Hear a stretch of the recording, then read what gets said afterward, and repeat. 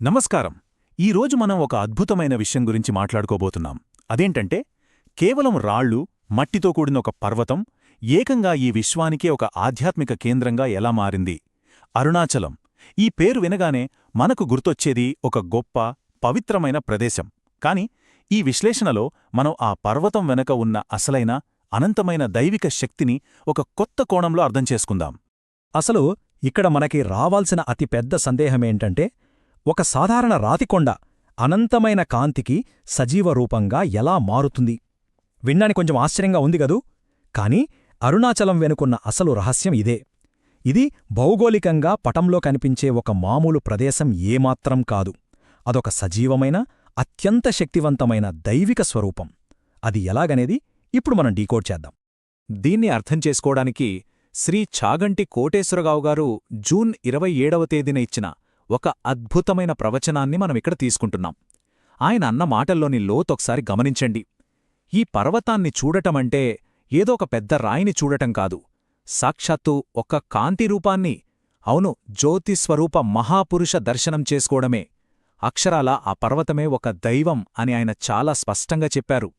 సరే, అసలీ కాంతి పర్వతం వెనుక ఉన్న కథేంటో ఈ మొదటి భాగంలోకెళ్ళి చూద్దాం.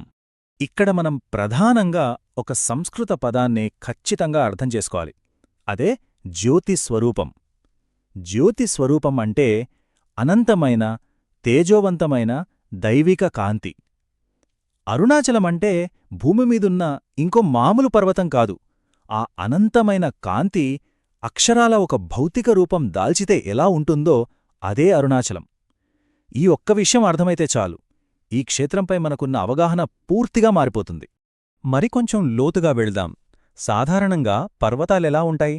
కేవలం శిలలు, మట్టి, అడవులతో నిండి ఉంటాయి. కాని అరుణాచలాన్ని ఆధ్యాత్మిక పరిభాషలో ఆకాశ రుద్రాక్ష అని పిలుస్తారు. అంటే ఈ విశ్వాన్నంతటినీ ఒకచోట నిలబెట్టే ఒక గొప్ప విశ్వరుద్రాక్ష. ఇదొక కాస్మిక్ యాంకర్ లాంటిదనమాట. వింటుంటూనే అద్భుతంగా ఉంది కదూ? ఇక ఈ అనంతమైన కాంతి భౌతికంగా ఎలా వ్యక్తమైందో ఈ రెండో భాగంలో తెలుసుకుందాం. మనం స్వయంభువు అనే పదం చాలాసార్లు వినే ఉంటాం.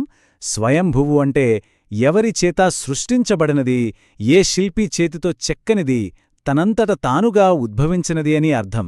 అరుణాచలాన్ని స్వయంభువు మూలరూప క్షేత్రం అంటారు. అంటే అక్కడున్న నేల, ఆ పర్వతం సాక్షాత్తు ఆ పరమశివుడి సంకల్పంతో స్వయంగా ఏర్పడిన అతి పవిత్రమైన ప్రదేశం. ఇది వింటే నిజంగా ఆశ్చర్యపోతారు. అసలు విషయమేంటంటే, ఆ పర్వతం మొత్తం ఒక అతిపెద్ద, స్వయంభువైన పరమేశ్వర శివలింగం. ఇది ఎక్కడో గుడిలో ఉండే ప్రతిష్ఠాపన కాదు. ఆ కొండను మించిన శివలింగం మరొకటి లేదు. అందుకే ఈ మొత్తం విశ్వం ఆ పర్వతాన్ని సాక్షాత్తు దైవంగా భావించి నిరంతరం పూజిస్తూ ఉంటుందని ఈ ప్రవచనం మనకు చాలా స్పష్టంగా చెబుతోంది. అయితే ఇక్కడ కేవలం పరమశివుడు మాత్రమే కాదు, ఇతర దైవిక శక్తులు ఇక్కడ ఎలా సంగమించాయో మూడవ భాగంలో చూద్దాం. ఇక్కడ మనం గమనించాల్సిన ఒక అద్భుతమైన విషయముంది. ఇదొక మహా ఆధ్యాత్మిక పవర్ హౌస్ లాంటిది. త్రిమూర్తుల ఉనికి పూర్తిగా ఈ పర్వతానికి ముడిపడి ఉంది.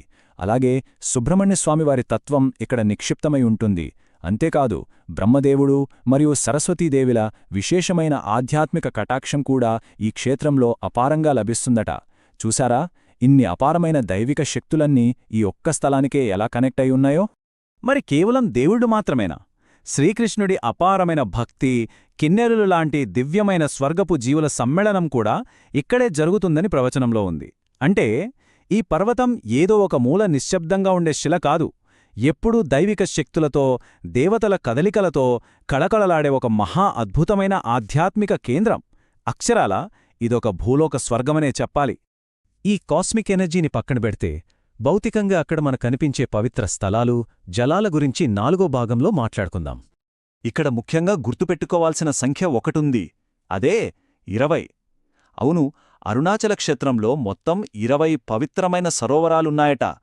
ఒక్కో సరోవరానికి ఒక్కో ప్రత్యేకత, ఒక అద్భుతమైన శుద్ధి చేసే శక్తి ఉంటుంది. మన అంతరంగాన్ని ప్రక్షాళన చేయడానికి ఈ తీర్థరలు ఎంతగానో ఉపయోగపడతాయి. మరి ఈ నీటికి అంత శక్తి ఎక్కడ్నుంచి వచ్చింది? ఈ సరోవరాలోని జలాలు సాక్షాత్తు ఆ పవిత్ర గంగానదితో సమానమైన పవిత్రతను కలిగి ఉంటాయని చెబుతారు. అలాగే ఇక్కడ లభించే విభూతి మాటల్లో చెప్పలేనంత గాఢమైన ఆధ్యాత్మిక శక్తిని కలిగి ఉంటుంది. ఇదంతా వింటుంటేనే ఆ క్షేత్రం యొక్క గొప్పతనమేంటో మనకు స్పష్టంగా అర్థమైపోతోంది కదూ. ఒక సాధకుడు ఈ క్షేత్రానికి వెళ్తే ఆ ప్రయాణం ఎలా సాగుతుందో ఒకసారి ఊహించుకోండి. ముందుగా ఆ జ్యోతిస్వరూపమైన పర్వతాన్ని దర్శించుకుంటారు.